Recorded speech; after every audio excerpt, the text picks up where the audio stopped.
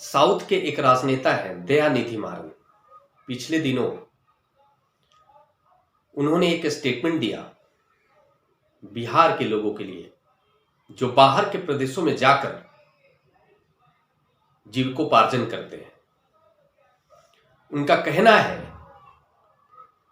कि जो भी लोग बिहार से साउथ में काम करने के लिए जाते हैं, हिंदी बोलते हैं, हिंदी स्कूल में पढ़े हुए लोग होते हैं, वो टॉयलेट साफ करते हैं।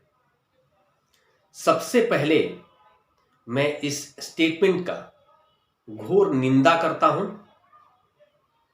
और दयानिधि मारन को बताना चाहता हूं कि बिहार दुनिया का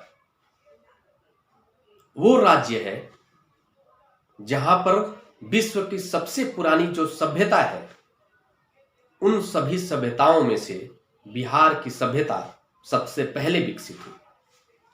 उन सभी सभ्यताओं में से बिहार की सभ्यता आती है। तो ज्ञान की अगर बात की जाए तो आप ज्ञान ना दे तो बेहतर होगा।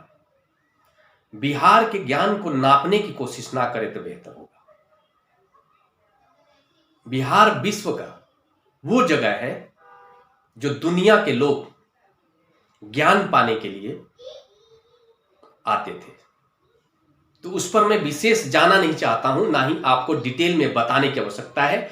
सबसे पहला चीज में ये देखने को मिलता है कि आपके जो बौद्धिक स्तर है वो किस लेवल का है, कितना गिरा हुआ है, वो ये बताता है। इसके साथ ही इसका विरोध करते हुए तेजस्वी यादव जो बिहार के डिप्टी चीफ मिनिस्टर हैं, उन्होंने एक दलील दी कि बिहार के लोग के कारण बाहर के जो लोग हैं उनकी जो फैक्ट्रियां हैं उनकी चलती है। मतलब बिहार के मजदूरों के बल पर बाहर की फैक्ट्रियां चलती है। इस बात को बोलते हुए उन्हें थोड़ा भी शर्म नहीं आया, उन्हें इस बात की थोड़ी सी समझ नहीं आई कि वो अपनी बुराई कर रहे हैं या अच्छाई कर रहे हैं। ऐसा मूर्खता से भरा हुआ स्टेटमेंट आप सभी को कभी सुनने को नहीं मिलेगा। उनसे कोई पूछे जाकर कि उन सभी बिहार के लोगों को जो बाहर जाकर के जीविकोपार्जन करते हैं, किसी भी स्तर का काम करते हैं, उसका जिम्मेदार कौन है? वो वही लोग हैं जो ये वक्तव्य कर रहे हैं, जिन्होंने पिछले 32 सालों से बिहार को गर्क में मिलाकर रख दिया है। आप सभी को मालूम होगा 2002 में गुजरात के जो जीडीपी था गुजरात स्टेट का, वो 1.5 लाख करोड़ का था।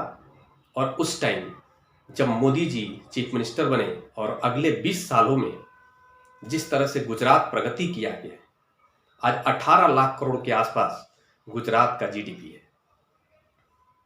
यह सिर्फ एक नेतृत्व बदलने के कारण हुआ है। और दूसरी तरफ इन्होंने 32 सालों में बिहार के लोगों को एक मजदूर बनाकर रख दिया है। वो अपने साथ साथ बिहार की जनता को भी जलील कराने में अपनी भूमिका निभा रहे हैं। लेकिन मैं सभी बिहार की जनता को बताना चाहता हूं, ऐसी हिम्मत कोई बाहर के स्टेट का कोई व्यक्ति या फिर कोई राजनेता कैसे कर लेता है?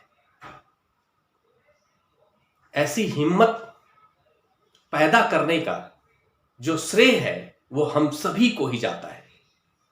क्योंकि जो बाहर के जो लोग हैं वो क्या देखते हैं? बाहर के लोग हमारे प्रतिनिधि को देखते हैं, हमारा जो रिप्रेजेंटेटिव है उसको देखते हैं और उसके बौद्धिक स्तर के हिसाब से फिर आकलन करते हैं कि उस राज्य के अंदर रहने वाले जो लोग हैं उनका बौद्धिक स्तर कैसा होगा। क्योंकि व्यक्ति जो है अपने बौद्धिक स्तर के हिसाब से ही तो अपना नेतृत्व चुनता है। इसलिए मैं सभी बिहार वासियों को आग्रह करता हूं कि इन सभी के कारण जो हम सभी का इंसल्ट हो रहा है देश दुनिया में, इसका सबक इनको देने की आवश्यकता है और अपने मत से देना होगा। आपको समझना होगा कि आपका बेटा बाहर के प्रदेशों में काम करने क्यों जाता है, पढ़ने के लिए क्यों जाता है, आपको इलाज कराने क्यों जाना पड़ता है। इनका बौद्धिक स्तर उतना है ही नहीं कि ये समझ सकें कि कैसे इस समस्या को दूर किया जा सकता है। इनका बौद्धिक स्तर इतना भी नहीं है कि अगर इनको अपनी विरासत से अलग कर दिया जाए तो ठीक तरीके से अपने पेट तक को पाल सके।